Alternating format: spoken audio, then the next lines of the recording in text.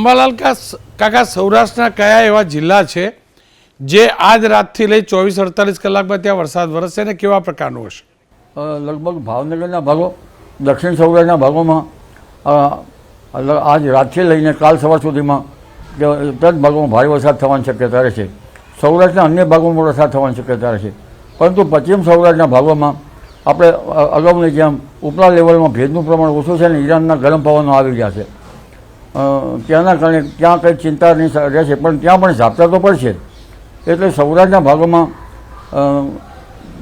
1 ઇંચથી લઈને ક્યાંક હળવા વરસાદથી લઈને 3 ઇંચથી લઈને ક્યાંક 4 ઇંચ અને દક્ષિણ સૌરાષ્ટ્રના ભાગમાં વધુ વરસાદ થવાની પણ શક્યતા આગામી 48 કલાકમાં ગણી શકાય. ત્યાંના કારણે ત્યાં કંઈ ચિંતા નહીં રહેશે, પણ ત્યાં પણ ઝાપટા તો પડશે. એટલે સૌરાષ્ટ્રના ભાગોમાં 1 ઇંચથી લઈને ક્યાંક હળવા વરસાદથી લઈને 3 ઇંચથી લઈને ક્યાંક 4 ઇંચ અને દક્ષિણ સૌરાષ્ટ્રના ભાગમાં વધુ વરસાદ થવાની પણ શક્યતા આગામી 48 કલાકમાં ગણી શકાય.